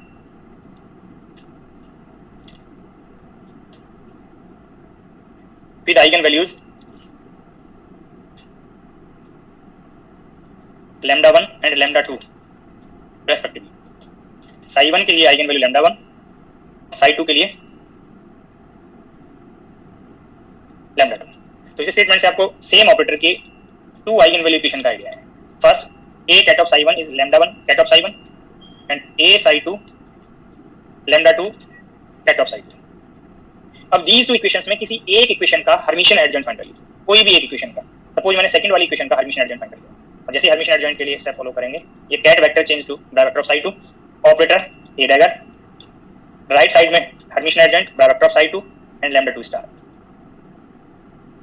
अब इस स्टेप पे जाइए, क्योंकि आपको यहाँ पे बताया हर्मिशियन ऑपरेटर मेंशन कर दिया, और हर्मिशियन ऑपरेटर के लिए फर्स्ट स्टेटमेंट आपने वेरीफाई कर दिया। तो हर्मिशियन ऑपरेटर की आइगन वैल्यू रियल होती है, जब रियल है तो आपको कंफर्म हो गया कि लैम्डा 2 स्टार लैम्डा 2 प्लेस कर सकता है। अब यहाँ पे आप सेकंड इक्वेशन का हर्मिशियन एडजॉइंट फाइंड किए, तो फर्स्ट फंक्शन राइट में आप इंक्लूड करिए। अगर फर्स्ट का हर्मिशियन एडजॉइंट फाइंड किए होते तो राइट में साई 2 आप इंक्लूड करते। साई 2 ए डैगर साई 1, इससे 2 डिफरेंट आइगन फंक्शंस और आइगन वैल्यू नोटेशंस इंक्लूड हो जाएं, इसलिए यहाँ पे आप साई 2 है तो राइट में साई 1 आप यूज करें। Psi 2 lambda 2 psi 1 ket vector. अब ऑपरेटर हर्मिशियन है तो ए डैगर ए के इक्वल मैच करेगा, यहाँ पे अप्लाई कर दीजिए। तो Sai 2 operator A Sai 1, right side same रहेगा, साई 2 लैम्डा 2 साई 1। अब ये पार्ट पे अब फर्स्ट आइगन वैल्यू इक्वेशन का रिप्लेस कर दीजिए, bra vector of psi 2 lambda 1 ket of psi 1, right side ऐसा psi 2 lambda 2 psi 1 ket vector. अब लैम्डा 1 लैम्डा 2 आइगन वैल्यूज हैं, स्केलर्स हैं, तो आप ये ब्रैकेट से आउटर में आप नोट कर सकते हैं। अब जैसे आप नोट करेंगे तो आपको यहाँ से रिलेशन बनेगा lambda 1 minus lambda 2 Sai 2 psi 1 must be 0। अब इसको मैथमेटिकली 0 होने की 2 कंडीशंस थी कि लैम्डा 1 माइनस लैम्डा 2 0 हो जाए, या ये साई 2 साई हो जाए, या बोथ 0। बट आप अगर कह रहे हैं कि लैम्डा 1 लैम्डा 2 डिफरेंट है, तो यहाँ पे वर्ड यूज किया है डिफरेंट आइगन वैल्यूज। तो अगर lambda 1 not equals to lambda 2 तो ये डिफरेंस, ये ब्रैकेट 0 नहीं होगा, ये lambda minus lambda 2 non zero आएगा। और जब नॉन जीरो होगा तो ये रिलेशन सेटिस्फाई करने के लिए एक ही कंडीशन है कि ये ब्रैकेट वैल्यू 0, साई 2 ब्रैकेट 0 है, और जब ये 0 होगा तो ये ऑर्थोगोनलिटी कंडीशन है, psi 1 and psi 2 are orthogonal.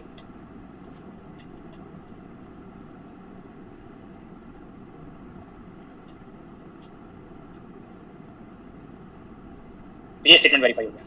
The eigen kets और eigen function of a Hermitian operator corresponding to different eigen value. जब लैम्डा 1 और लैम्डा 2 डिफरेंट होंगे तब आपको कंफर्म होगा कि उनके corresponding जो आइगन फंक्शन है सेम हर्मिशियन ऑपरेटर के, वो ऑर्थोगोनलिटी शो करेंगे. डिफरेंट हर्मिशियन ऑपरेटर का कांसेप्ट नहीं है, मैंने ऑपरेटर सेम लिया है, आइगन फंक्शंस और आइगन वैल्यू डिफरेंट है.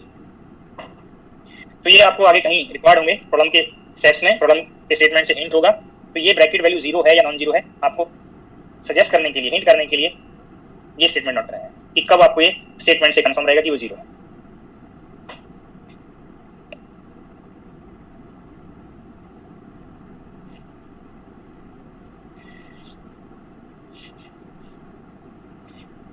कहीं पे एक वर्ड आता है सेल्फ एडजॉइंट ऑपरेटर. यहाँ पे इसी पार्ट पे नोट कर दीजिएगा, हर्मिशियन ऑपरेटर और सेल्फ एडजॉइंट ऑपरेटर. इसका मतलब कि जिसका हर्मिशियन एडजॉइंट ऑपरेटर इटसेल्फ से मैच करे, सेल्फ एडजॉइंट ऑपरेटर. तो वर्ड डिफरेंट है बट कंडीशंस और स्टेप सेम रहे. हर्मिशियन ऑपरेटर और सेल्फ एडजॉइंट ऑपरेटर. किसी पर्टिकुलर प्रॉब्लम में पूछेगा कि what is the Hermitian adjoint of this given operator, तो हर्मिशियन एडजॉइंट भी आप सेम मेथड से फाइंड करेंगे जो इंटीग्रल मेथड मैंने बताया है. ये स्टेप्स फॉलो करेंगे और इस स्टेप पे आप कंपेयर करें. इस स्टेप पे जो भी यहाँ पे कंफर्म मॉडिफाई हो रहा होगा, इस स्टेप पे आप आगे कंफर्म करेंगे तो ए डैगर, जब इसको ओपन करने लगेगा ये 5 डैगर ए डैगर बनेगा और 5 डैगर बनेगा तो ए डैगर को आप यहाँ से कंपेयर कर सकते हैं. तो आपको हर्मिशियन चेक करना हो, हर्मिशियन शो करना हो या हर्मिशियन एडजॉइंट फाइंड करना हो, सेल्फ एडजॉइंट फाइंड करना हो ऑपरेटर का, तो स्टेप सिमिलर है. इसी में एक आगे ऑपरेटर एंटी हर्मिशियन ऑपरेटर में भी सिमिलर स्टेप्स ही फॉलो करने होंगे with minus sign. Anti Hermitian और skew Hermitian operator. Next operator आप यहाँ पे नोट करेंगे, एंटी हर्मिशियन और स्क्यू हर्मिशियन ऑपरेटर.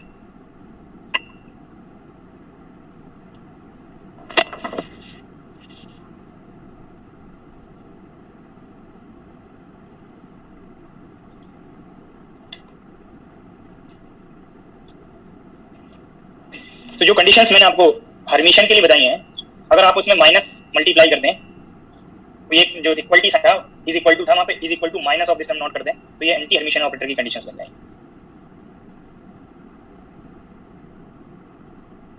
तो आप यहाँ पे कंपेयर करें, ये कंडीशंस आपको नोट कराएंगे हर्मिशियन के लिए. अगर इस कंडीशन में आप माइनस कर दें, कंडीशन में आप माइनस कर दें तो ये एंटी हर्मिशियन ऑपरेटर की कंडीशंस बन जाएंगी.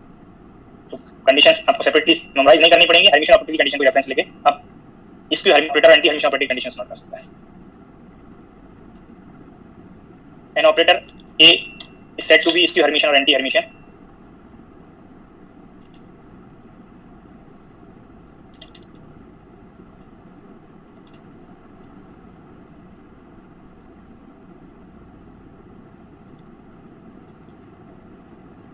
If it satisfies the condition phi operator over psi bracket is equal to minus of a phi psi bracket, ये फंक्शन पार्ट के लिए, और इसी में ड्राग नोटेशन के लिए phi a psi bracket is equal to minus of, ये part आप एनालॉजी करेंगे इस पार्ट पे, फाई ए डैगर साई.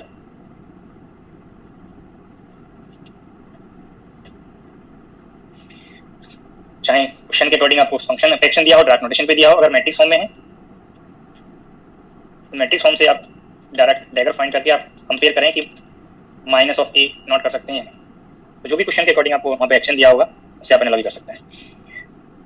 तो आप एनालॉजी करिए, सब माइनस हर्मिशियन वाले पार्ट से माइनस मॉडिफाई किया होगा, बाकी पार्ट सिमिलर है. यहाँ पे आइगन वैल्यू पे कंडीशन नोट करेंगे इसकी हर्मिशियन और एंटी हर्मिशियन ऑपरेटर के लिए. The eigen values of A skew Hermitian operator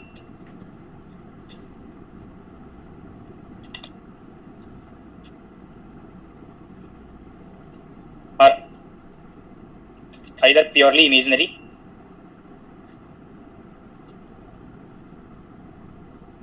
or zero. The eigenvalues of skew Hermitian operator are either purely imaginary or zero. फिर से इसको अगर वेरीफाई करना है तो आप आइगन वैल्यूज और आइगन फंक्शन नोटेशन एज्यूम करके चलेंगे, ऑपरेटर की कंडीशन अप्लाई करेंगे.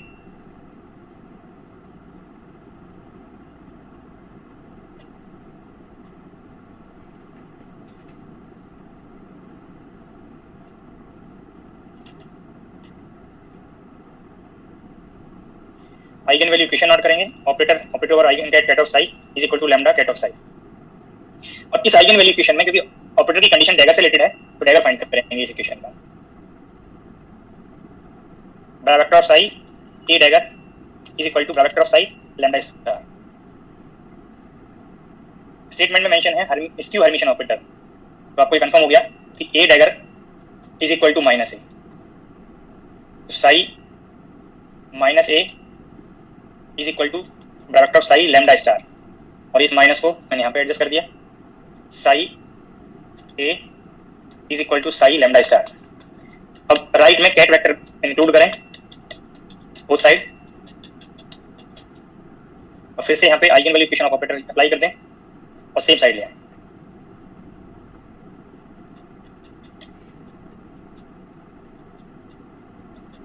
सेम साइड लाएंगे तो लैम्डा स्टार प्लस लैम्डा, इसको इस साइड ले गए, psi psi bracket common is equal to 0। अभी आपको यही किया था कि कैट ऑफ साई से आप इन्फॉर्मेशन फाइंड कर रहे हैं, तो ket of psi null vector नहीं है, ये नल वेक्टर नहीं है तो साई साई ब्रैकेट 0 नहीं होगा। जब 0 नहीं है तो ये लैम्डा स्टार प्लस लैम्डा 0 बनेगा, और lambda star is equal to minus lambda. If lambda 0 then lambda star 0, तब ये सम फिर से 0 बन सकता है। तो यहाँ से तो कंफर्म हुआ कि या तो 0 बनेगा, और ये कंडीशन आपको प्योरली इमेजिनरी का है। दोनों केस में ये कंडीशन फुलफिल हो जाएगा। ये टर्म अगर लैम्डा को आप प्योरली इमेजिनरी ले रहे हैं तो कॉम्प्लेक्स कंजुगेट तो दैट वैल्यू माइनस से मॉडिफाई होता है। अगर दोनों टर्म अब लैम्डा को 0 ले रहे हैं तो 0 का कॉम्प्लेक्स कंजुगेट 0 होगा, सम करेंगे तब भी 0 बन जाएगा। यही स्टेटमेंट आपको नोट करना है कि eigen values of skew Hermitian operator is either purely imaginary और 0। दोनों पॉसिबिलिटी आपको यहाँ पे इंक्लूड हो सकती है जो आपको यहाँ पे इंक्लूड किया है, तो दोनों 0 बन जाए पार्ट तब भी सम 0 है, या ये कंडीशन फुलफिल हो रही हो तो डिफरेंस बनने से ये टर्म 0 बन जाएगा। तो आपको यहाँ पे स्क्यू हर्मिटियन ऑपरेटर क्या है, उसकी आइगन वैल्यू पे कंडीशन क्या है वो आपको यहाँ पे नोट हो गया। एग्जाम्पल क्या बनेंगे स्क्यू हर्मिटियन ऑपरेटर के,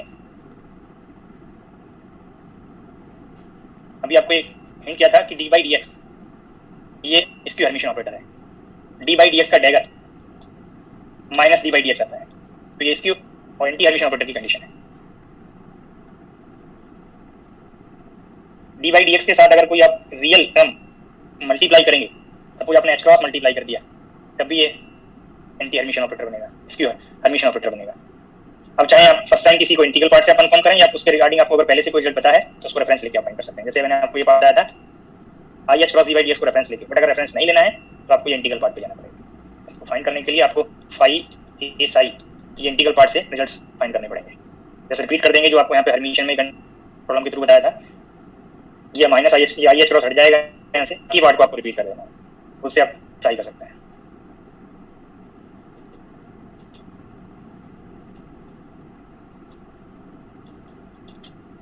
इसको इंटीग्रेशन बाय पार्ट सिंपलीफाई कर लें और लास्ट में आपको पता चलेगा, ये टर्म को आप नोट कर सकते हैं डी बाई डी एक्स, ये फाई डैगर था, टोटल का phi dagger, total dagger psi x d x and this sum is minus of a phi psi. तो इस स्टेप पे आप डैगर को कंपेयर कर लेंगे।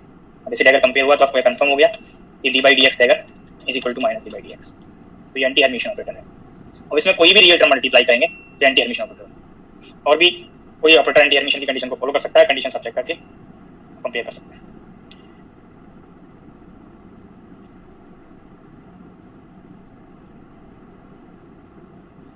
सर थोड़ा लिख दीजिए सर।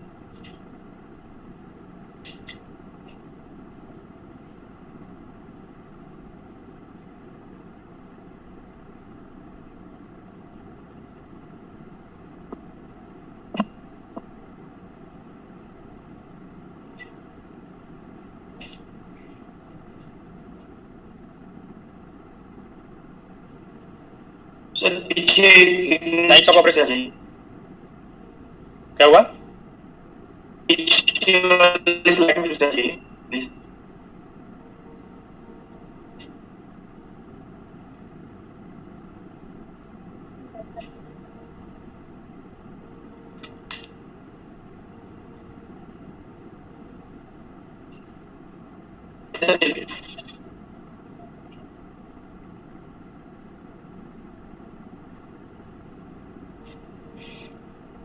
बाकी नेक्स्ट लेक्चर में डिस्कस करेंगे, टाइप्स ऑफ ऑपरेटर्स कंटिन्यू करेंगे, उनके रिगार्डिंग पॉइंट्स आपको डिस्कस करेंगे, फिर प्रॉब्लम्स पे चलेंगे। किसी को कुछ पूछना है तो पूछ लीजिए। सर जो लीनियर ऑपरेटर का सर जो प्रॉब्लम करवाई थी सेकंड वाली, सर वो वाला बता दो सर, उसमें प्रॉब्लम सर वो नहीं समझ में। सर ये ऑपरेटर साई एक्स पे अप्लाई करेंगे तो साई स्टार साई एक्स। इस स्टेप पे प्रॉब्लम हो जाती है। सर ये मैंने स्लाइड शो कर दिया। सर C1 स्टार 5 1 x ये प्लस C2 स्टार 5 2 स्टार ये मतलब क्या कहां से आया सर, ये कैसे लेके आए हम, समझ में नहीं आया ये कैसे आया? प्रॉब्लम का स्टेटमेंट पढ़ा था जी सर। ऑपरेटर के राइट में ये ऑपरेटर है और राइट में फंक्शन है। Yes sir. इस फंक्शन इस एनालॉजी करिए, ये फंक्शन एस सच है और इसी Yes. फंक्शन का कॉम्प्लेक्स कंजुगेट दोनों को मल्टीप्लाई करना है। अब आप यहाँ पे आइए, ये साई एक्स है, ऑपरेटर के एक्शन के कॉरस्पॉन्डिंग साई एक्स है या नहीं? हां सर। अच्छा ठीक है इसका सर। कॉम्प्लेक्स कंजुगेट ये टर्म बनेगा आ गया सर, आ गया। और ये साई एक्स है सर, ऐसे यहाँ पे इंडिविजुअल टर्म में लिखना। ठीक है सर। सर स्लाइड और नंबर पूछना किसी को? सर स्लाइड नंबर 15 में जो आपने ट्रेस निकाला था ना, स्लाइड नंबर 15। हाँ जी, तो मैंने इसमें ट्रेसमेंट मेथड से बताया है। हाँ ये जो नीचे जो ट्रिक ये वाला बताया था ना, ये जो हाँ ये वाला समझ नहीं आया सर। इसके लिए कंडीशन यहाँ बताया हुआ, इसके लिए प्रॉपर्टी ये बताई हुई है। मैं टू मैट्रिक्स के प्रोडक्ट का ट्रेस अगर आपको फाइंड करना है तो उन मैट्रिक्स के प्रोडक्ट को अगर आप साइक्लिक ऑर्डर में चेंज कर दें तो ट्रेस नहीं देता है। तो हमें यहाँ पे ट्रेस फाइंड करने में डिफिकल्टी है, बट जैसे ही मैंने प्रॉपर्टी अप्लाई किया, इसको मैंने ए लिया, इसको बी लिया, तो अब ये चेक करिए, ये बड़ा वेक्टर है, ये मैंने बी लिख दिया पहले, फिर ये ए लिख दिया। अब यहाँ से ये जो मैट्रिक्स का प्रोडक्ट था वो ब्रैकेट में कन्वर्ट हो गया और ये ब्रैकेट को हम इजीली निकाल सकते हैं। यहाँ पे ना मैट्रिक्स फॉर्म फाइंड करने की जरूरत है, ना डायगोनल टर्म को सम करने की जरूरत है, ऑटोमेटिकली वो डायगोनल टर्म सम हो जाएंगे यहाँ पे। हाँ सर, हाँ पता चल गया, ठीक है। क्लियर हुआ? सर स्लाइड नंबर 17 में लास्ट टर्म लिखे वो समझ लो। 17 ये बताइए। 17 स्लाइड नंबर 17 पे जो पूछ रहे थे क्या क्या समझ में आया बताइए? सर उसमें लास्ट टर्म लिखिए जिसमें दिखाना चाहिए स्लाइड। ये सर लास्ट वाली जो नीचे लिखी 17 में लास्ट टर्म ये एज का पूछ रहा है, नहीं इधर वाली सर, लेफ्ट सी टर्म का पूछ रहा है। नहीं सर इधर वाली जो एच कैरियर इधर वाली। ये d2/dx स्क्वायर को मैं वही बोल रहा हूँ, d2/dx स्क्वायर को d/dx का प्रोडक्ट लिख सकता है। अब यहाँ पे हम डैगर का जो प्रॉपर्टी फाइंड करेंगे, डैगर का एक्शन चेक करेंगे तो रिवर्स ऑर्डर में करते हैं। तो हमने इस वाले को सेकंड और इस वाले को फर्स्ट लिया हुआ है, तो पहले सेकंड का करेंगे फिर फर्स्ट का करेंगे। अब d/dx जो डैगर है भी आपको इंटीग्रल पार्ट से कंफर्म किया और ये रेफरेंस इस ऑपरेटर का रेफरेंस लेके मैंने हिंट किया था। तो d/dx को माइनस d/dx करो और इस दोनों टर्म को जो माइनस d/dx करोगे तो माइनस माइनस का प्रोडक्ट प्लस बन जाएगा और ये माइनस h क्रॉस उसको मल्टीप्लाई करें। ये सर क्लियर हो गया? Yes sir yes. और कोई पूछ रहे थे अभी? Yes sir. सर वो बोलिए। जो मैट्रिक्स वाला जो प्रॉब्लम है जो आप ये पहले दिए थे करने के लिए, हाँ जी, उसमें मैट्रिक्स वाली प्रॉब्लम नहीं तो कोई स्टूडेंट स्लाइड देखने के लिए बोल रहे थे तो मैं लास्ट से फर्स्ट तक जा रहा हूँ। हाँ कोई बात नहीं, आपकी प्रॉब्लम पे भी लाएं। कुछ स्टूडेंट स्लाइड के लिए बोले थे तो वो भी साथ के साथ देखते जाएंगे। मैं बोलूं? मैं वापस इसी प्रॉब्लम पे आ रहा हूँ, आप इस प्रॉब्लम के लिए कह रहे थे। हाँ जी हेलो सर, मैं कह रही थी जैसे आया था h क्रॉस d/dx का अगर स्क्वायर किया तो वो भी हमारा हर्मिशन आया। तो सर ऐसे अगर कोई हर्मिशन है क्यूब करेंगे या 4 पावर करेंगे तो वो भी हर्मिशन ही आएगा। हर्मिशन ऑपरेटर का रियल फंक्शन हर्मिशन बनेगा। जैसे स्क्वायर कर रहे हैं तो आप उसका मल्टीप्लाई तो कर रहे हैं, बाकी आपने एक्स्ट्रा कोई इमेजिनरी फैक्टर तो कहीं से नहीं लिया, जो ऑपरेटर की डेफिनेशन में है वही आप इंक्लूड कर रहे हैं। तो किसी भी हर्मिशन ऑपरेटर का Yes, sir. रियल फंक्शन, उसका स्क्वायर क्यूब पावर 5 ये सब रियल फंक्शन में तो आते हैं, वो हर्मिशन बनेगा। Yes sir. बट अगर आप उसमें कोई अपनी Okay, sir. Thank you. Complex factor multiply कर दो तो वो हर्मिशन बनेगा, ये जरूरी नहीं है। Okay sir, thank you sir. Matrix वाली प्रॉब्लम पे कुछ पूछ रहे थे, मैं उसी प्रॉब्लम पे जाता हूँ। हाँ जी, इसमें कुछ पूछ रहे थे। नहीं सर, अब जो हाँ जी हाँ इसमें सर ये 5 1 5 2 को अगर हम कॉलम वेक्टर की फॉर्म में लिख बोलिए। के जो आउटर प्रोडक्ट जो आपने बताया था ना, ये प्रॉब्लम पार्ट 2 वाला पार्ट कैलकुलेट करें तो क्या वो गलत तो नहीं है ना? फिर से बताइए क्या कह रहे हैं? 5 1 एंड 5 2 इसी प्रॉब्लम पूछ रहे हैं, किसी और पार्ट में पूछ रहे हैं? हाँ पार्ट 2 में पूछ रहे हैं। कॉलम वेक्टर में रिप्रेजेंट करने के लिए आप पार्ट 2 में हाँ पार्ट 2 को अगर 5 1 5 2 पार्ट 2 कॉलम में पूछ रहे हैं। हाँ 5 1 5 2 को कॉलम वेक्टर और रो वेक्टर की टर्म्स में लिख के अगर पार्ट 2 को कैलकुलेट करे तो वो तो सही है ना? जी ठीक है सर। देखो ये मैं आपको हिंट करूं, ये तब आप रिलेट रहे हो कि जब 5 1 को आप इस फॉर्म में ले रहे हो, 5 2 को इस फॉर्म में ले रहे हो, ये आप पूछना चाह रहे हो, तब आप उससे साई 1 साई 2 का मैट्रिक्स फॉर्म बना लोगे, उससे मैट्रिक्स बन जाएगा ये। बट अगर आपको 5 1 5 2 का फॉर्म नहीं भी दिया है तब भी जो मैंने मेथड बताया वो करेक्ट है। ओके सर, ठीक है ना? ठीक है सर, थैंक यू सर। एक और चीज़ था, वो आप जहाँ पे इनर प्रोडक्ट करवाए थे ना, हाँ जी पहले वाला क्लास में, ब्रेक के पहले क्लास में, वहाँ पर आप एक कंडीशन बताए थे। हाँ जी, हाँ सर, वो वेक्टर प्रोडक्ट कंडीशन की बात कर रहे हैं। हाँ वेक्टर प्रोडक्ट। हाँ जी, इससे तो हम बोलिए। जब आइडेंटिकल पार्टिकल्स पढ़ते हैं ना, जो स्पिन पार्ट और स्पेस पार्ट पढ़ते हैं, हाँ जी उसी से रिलेट कर सकते हैं हाँ ना जी। इसको? Okay sir, thank you sir. हाँ जी, मैंने एग्जाम्पल 3-4 टाइम्स बता भी दिया सर एग्जाम्पल इसमें ना, कि कब आपको ये अलाउड होगा, कब फॉरबिडन होगा। सर आप वो मैट्रिक्स से बताए थे कि आइगन वैल्यूज कैसे मतलब लैम्डा ऐसा कुछ। मैट्रिक्स की आईक्यू कैलकुलेट करना तो आपको आता होगा। a minus lambda 2 cross 2 3 cross 3 इसके आइगन वैल्यूज निकालते हैं नहीं निकालते हैं? तो उस पे प्रॉब्लम करवाओगे आपसे? 12th से ही सीखा होगा मैट्रिक्स। हाँ मैं तो कराऊंगा, पर वो इसलिए हिंट कर दिया मैट्रिक्स रिप्रेजेंटेशन जैसे ही आया आपको क्वांटम मैकेनिक्स में बाकी स्टेप्स भूल के मैथमेटिकल प्रॉब्लम पे चले जाना चाहिए कि मैथमेटिक्स में जब हम मैट्रिक्स की प्रॉब्लम सॉल्व करते हैं तो उनके स्टेप्स क्या हैं, कैसे फॉलो करते हैं, वो आपको रिकॉल हो जाएंगे। उससे प्रॉब्लम क्या होगा कि जो एक्स्ट्रा प्रेशर होता है ना क्वांटम मैकेनिक्स का, वो हट जाएगा। ये मैट्रिक्स है, कोई भी मैट्रिक्स था, आप उसके 2 क्रॉस 2 या 3 क्रॉस 3 मैट्रिक्स दिया, उसका आइगन वैल्यू कैलकुलेट करने का मतलब यही पड़ता है कि अगर मैट्रिक्स सपोज 2 क्रॉस 2 है यहाँ पे A B C D, तो इसको डायगोनलाइज करते हैं, नहीं डायगोनल टर्म से आप ये लैम्डा डिफरेंस करते हैं और इसका डिटरमिनेंट को 0 करते हैं। यही कहता है नहीं? सर ये बोलिए।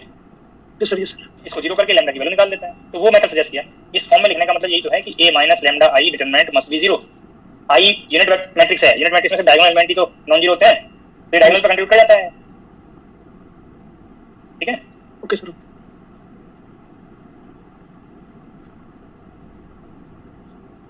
हेलो और पूछना है किसी को? हेलो हाँ जी सर, तो इसमें लैम्डा का डेगा करते हैं तो वो कंजुगेट क्यों आता है, उसका डेगा क्यों नहीं आ रहा था? अबे सर जो लैम्डा ऑपरेट करते हैं लैम्डा, तो उसमें उसका कंजुगेट क्यों आ रहा था? ब्रेक से पहले थे? Yes sir. ब्रेक से थे आप? नहीं थे? बोलिए। थे सर, ब्रेक पहले। Naveen Kumar. Yes sir, yes sir. देखो जो क्वेश्चन आपने पूछा है उसका आंसर इस स्टेप में भी है, ओके सर ठीक। उसका आंसर यहाँ पे भी है। आइगन वैल्यू स्केलर ही तो होता है, ऑपरेटर थोड़ी होता है। आइगन वैल्यू तो कांस्टेंट वैल्यू होती है। और स्केलर के लिए आपको ट्रांसपोज थोड़ी करना होगा, ओनली कॉम्प्लेक्स कंजुगेट करना होगा। ठीक है। Hello sir. हेलो। हाँ जी सर, बोलिए। How does an operator change when you change the basis? वो आगे सिखाएंगे, अभी तो ऑपरेटर स्टार्ट किया है, पहले एक बेसिस में तो पढ़ लेंगे इनको, फिर ट्रांसफॉर्मेशन ऑफ बेसिस बताएंगे। Okay sir, okay, thank you sir. ठीक है, ओके वेट करिए, अगर तब डाउट आए तो आप पूछ लीजिएगा। ठीक है सर, थैंक यू। और पूछना किसी को? Thank you sir.